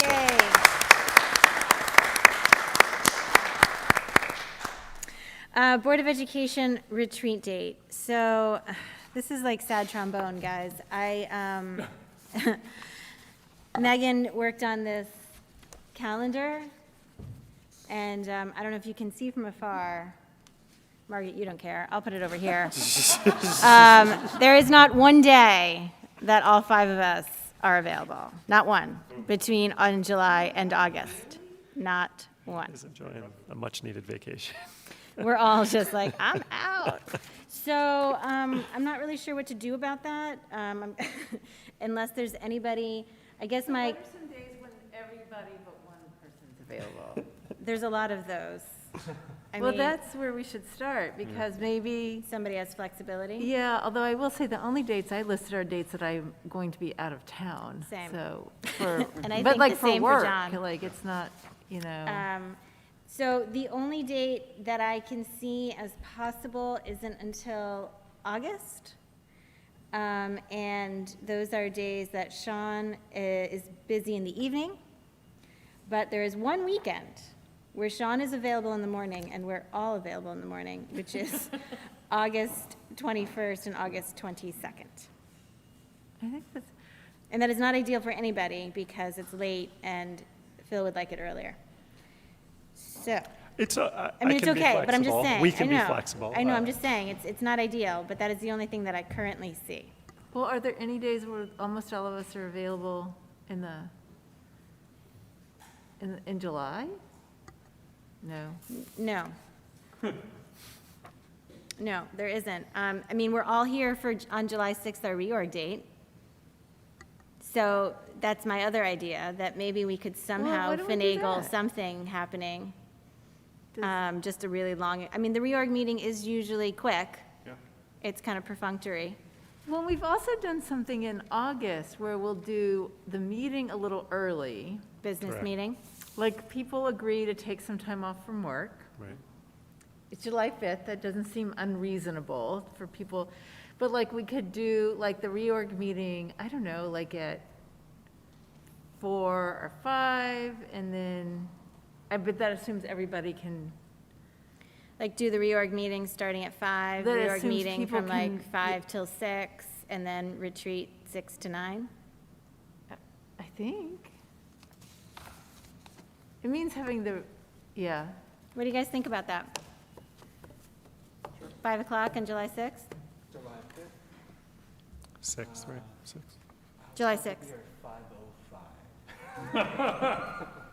I'll be coming down the hill. Oh, that's right, you have a note that says not till 5. So 5:15. That's perfect. 5:15 on Tuesday, July 6th. And then we'll just power through a quick meeting and then continue on and see how far we get with our retreat. What do you think about that? It feels more like an advance than a retreat. I actually have that, that's actually a work holiday for me. Wait, no, it's the 6th. It's the 6. 5th? 6. The 6th. I'm yeah, sorry, not did I the say that 5th. Okay. Yeah. Okay, so we'll pencil that in. If anyone gets home and realizes that's a problem, let us know. And so we'd go till 9 or 9:30. We'll say 9:30, and hopefully we'll Let's say get out a little 9:30. early. I think we should say 9:30. Wow. Some Let's say espresso. 9:30. Yes, coffee Are to you, be are we provided. pressuring you Strong. into an unfortunate first meeting? Jump right in, Maggie. I don't want Jump to right be in. peer pressuring the new member into like The a death- 4-hour meeting the on death the march of our first meeting. Welcome. Okay, okay, And Jen, I good. don't want to be, I guess, presumptuous in the agenda, but I think the goal on our end that we were looking for is that this meeting will occur shortly after our admin retreat. So we will begin to discuss some of the, I think, shared areas of focus that will be the basis for goal setting for the upcoming school year. So that could happen quite readily. My hope would be that it allows the administration the summer now to further engage in planning around those areas. Yes, that I makes mean, and sense. you really plan these more than anybody else, and that gives you enough time to. I think we'll be fine. Yeah, Okay. I think we'll be okay. I think that's the way to do it. Okay. All right, great. Board self-evaluation. So it was important to get this wrapped up so Margaret could be a part of the process. Yes. So I will turn this over to John to lead us through this conversation. Fantastic, thank you. And Margaret was part of the process. She chimed in, which we certainly appreciate. So everybody should have the copy of the board feedback, both the comments and the qualitative and the quantitative. So rather than go through everything, what I thought I would do was highlight on the quantitative, or where people scored things, I think 2 areas of interest. One is where we had sort of a diversity of opinion, where we are, in general, we are all fairly clustered in how we score ourselves. So what I think is interesting is where we're not clustered. And I think that will lead to some interesting conversations, especially at our retreat. It's like, why are we have a diversity of opinion on these particular things? So that's one area, and I'll highlight which ones of those there were. The second one, I think, is areas where somebody on the board scored or rated our performance in a particular category as developing. If you remember, there are 4 categories of rating: consistently exceeds, meets, developing, and ineffective. So if you're smart, if you're following along at home, where we have diversity of opinion, 3 different ratings, is also going to be the place where we have a developing rating, right? Because you can't get through that. So I think those are the 2 interesting categories. I will highlight them for you now, and I'll give a little bit of commentary only because I think a number of the places where we have developing, there are things that we are working on that will help us get there. But I don't want to speak for the board. I just want to provide a little, I'm saying this is my personal perspective, all right? So in places where we had a diversity of opinion, e.g. where we had 3 different ratings, somebody was developing, somebody was consistent, somebody was exceeds, there were 2. One was 3D, which states the board actively generates support for the district through its vision and promoting educational opportunities for all students. I'm not going to interpret why, but I'm just going to put that out there. I think there are reasons why that could potentially be a diversity of opinion, but I think that there's some conversation that needs to be had. Sure. The board actively generates support for the district through its vision and promoting educational opportunities for all students. It's not written very well, A, but B, I think there's a couple different things in there different people could have focused on. So that's one. The second place where we had a diversity of opinion was 4E, which is the board supports the recruitment of highly effective teachers, administrators, and staff, and provides professional development support to meet APPR requirements. Again, I think there are places in there where there are probably differences of opinion or people focused on different aspects of that statement. Okay. So those are the only 2 places where there was a sort of a broad diversity of opinion. Now I'll talk you through the 4 where we had developing ratings. So you'll see those 2 pop up again. First was 1, and I'll add a little color commentary. First was 1C. The board regularly monitors progress on district goals, effective instruction, and student achievement with data-based information. This has been a focus for us, certainly a couple of times in this year, and I certainly know that we have started to hear from the administration more this year than we have in the past, and some of the comments were that we feel like we've started on a path, but there's more to be done. That's just sort of the commentary that I would highlight. Second one is 3E. The board is an advocate for the district's interests with legislators and other elected public officials. I think people recognize that that happens sporadically by individuals on the board, but perhaps not as a collective board entirely. And the other 2 were the 2 that I just mentioned. Board supports the recruitment of highly effective teachers. I think the director of curriculum and the work that we're doing in there is the step towards making improvement there. And finally is the board actively generates support for the district through its vision and promoting educational opportunities for all students. And that one I don't know how to unpack. I think that one we need to have a little bit of a conversation of what does that mean for us? How do we want to improve on that? What does it mean to be exceeding on that dimension? So there you have it. Thank you. I think that I think the summary is really helpful, John, and I also think that you're right. It can really help us craft our goals for next year. And I think that the retreat is the right place to dive deeply into them. I think I'd like to give Margaret an opportunity just to share specifically, Margaret, if you have any thoughts, because we're going to have a chance to dive deeply into this at our retreat. But if you had anything you wanted to highlight. Well, it's funny because John had asked that too, and I said I definitely stepped back from this intentionally, being that I was a lame duck person.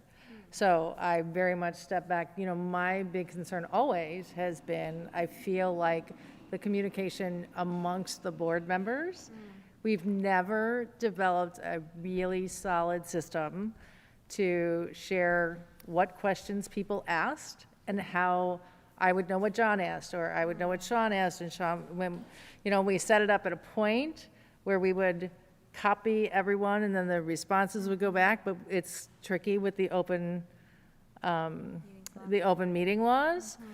But I always felt like there were a lot of times that I was in the dark of, oh, well, that question's already been answered. I'm thinking, I never heard that question. And I think that comes from the board president, but we've never set it up. We've never really set that system, and I think that's a big gap. Okay. Okay.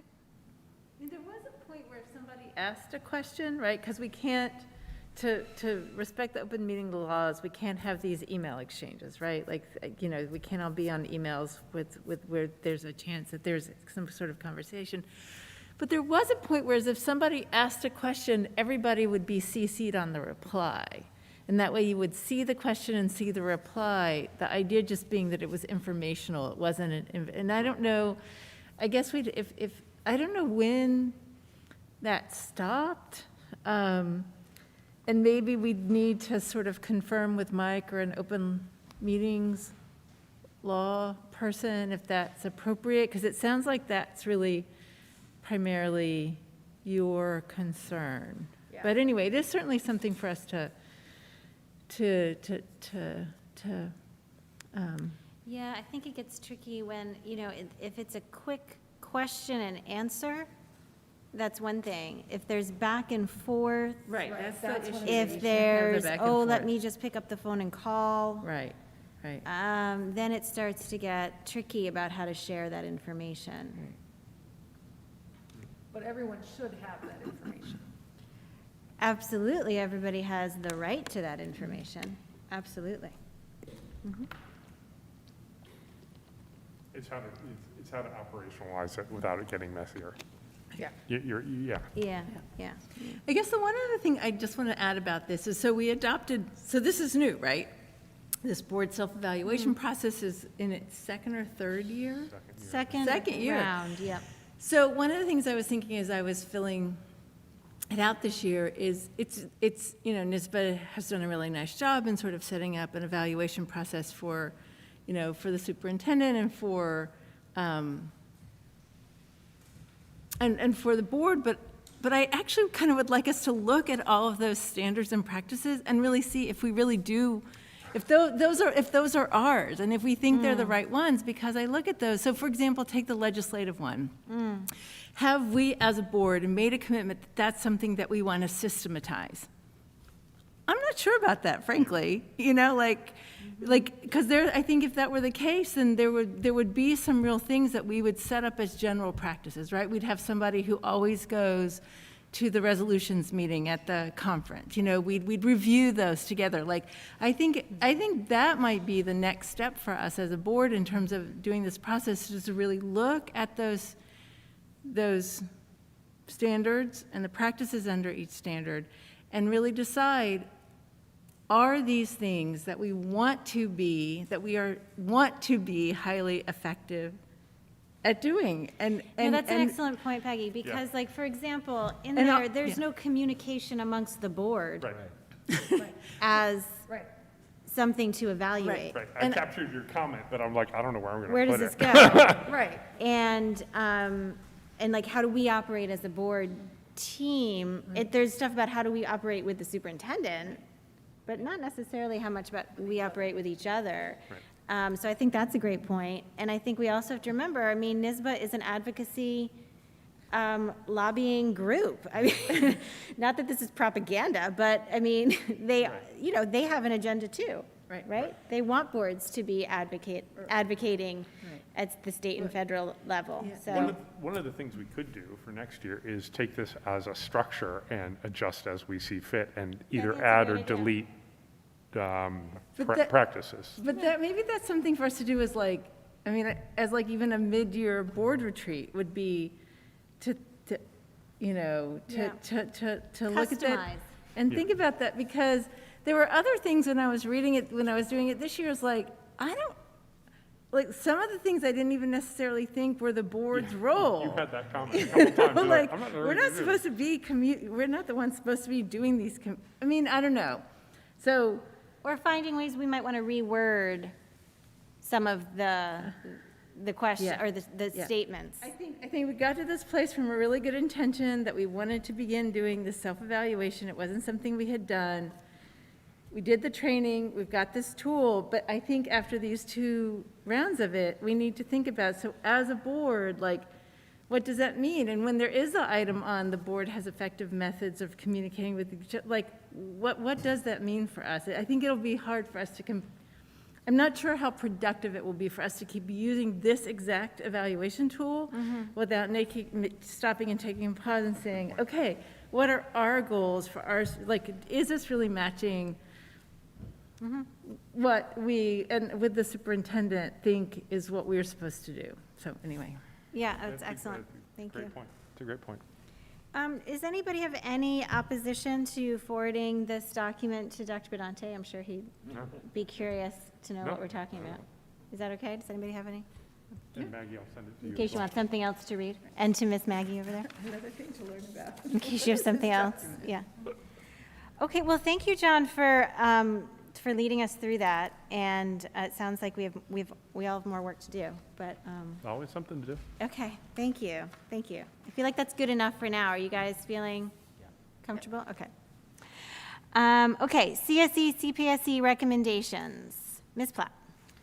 Be it resolved that, upon the recommendation of the Superintendent of Schools, the Board of Education hereby approves the recommendations of the Committees on Special Education and Preschool Special Education as presented. May I have a motion, please? So moved. Second. Any discussion? All those in favor? Aye. Bond resolution, Ms. Platt.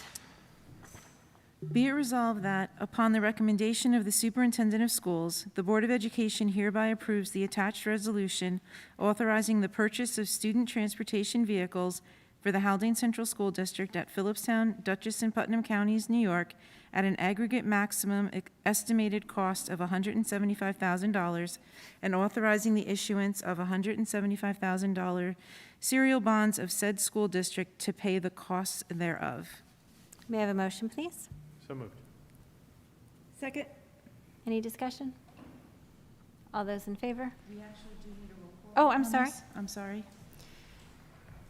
President Daly? Yes. Vice President Headland? Yes. Trustee Clements? Yes. Trustee McNall? Yes? Trustee Parr? Yes. Thank you. The rejection of bids for the capital referendum. Ms. Platt.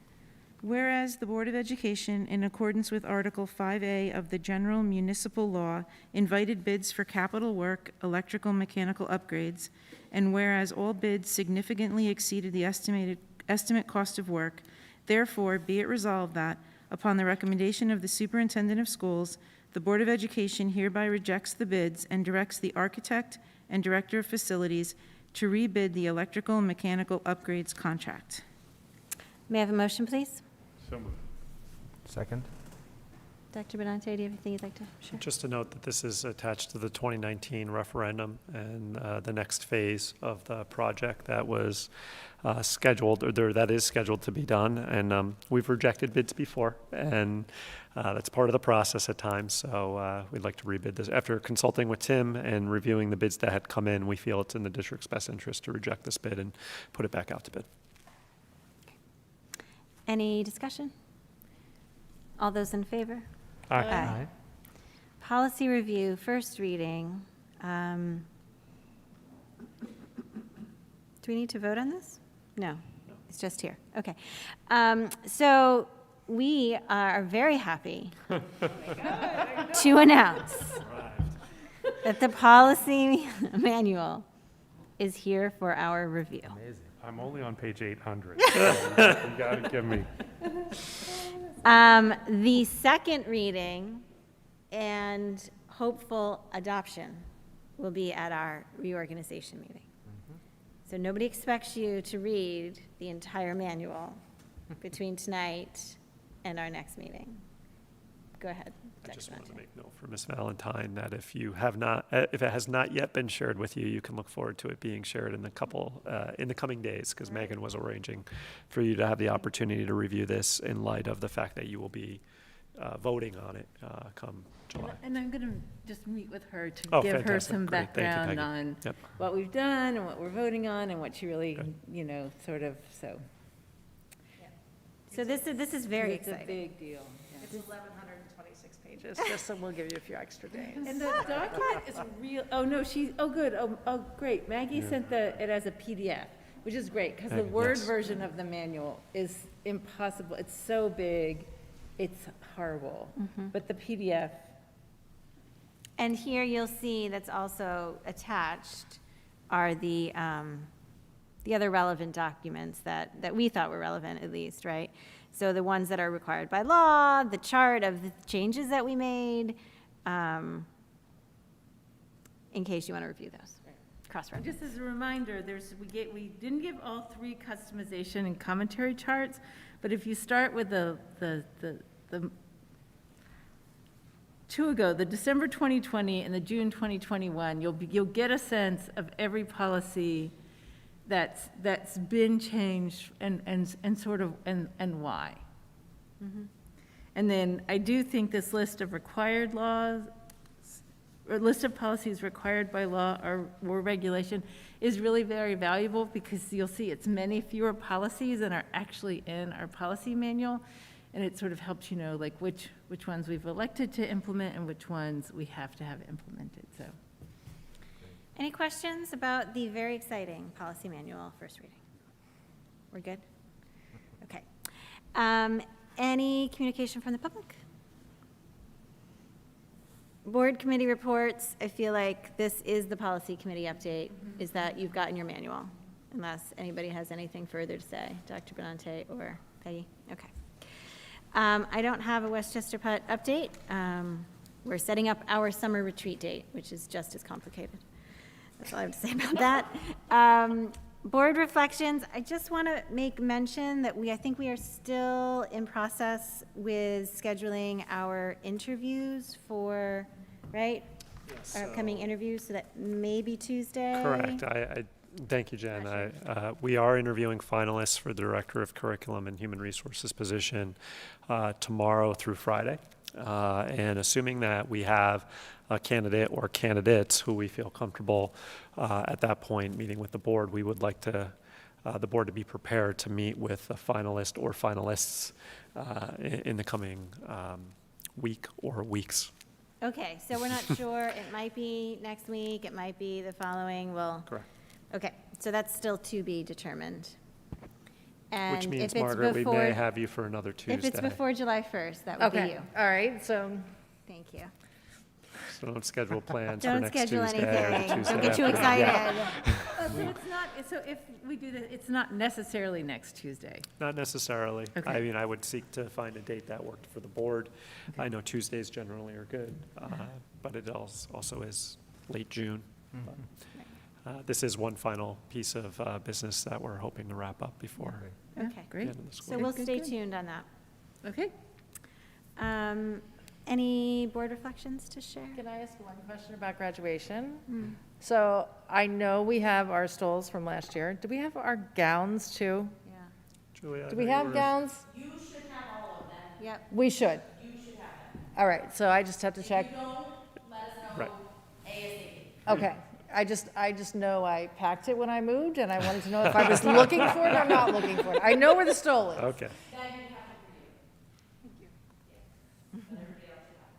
Okay. Yep. Thank you. Dr. Benante? Just on that note, we're looking forward to commencement exercises on Saturday. A lot has gone into planning the ceremony in light of ever-evolving health and safety regulations. And Julia and her team have put a lot of effort into that. Thank you in advance for it, and we're looking forward to seeing everybody on Saturday. Okay, well, Thank you for everything. It's been a fun 6 years. Yeah, thank you. thank you, Margaret. Okay, well, with that, I would like to make a motion to adjourn. May I have a second, please? Second. All those in favor? Aye. Thank you very much.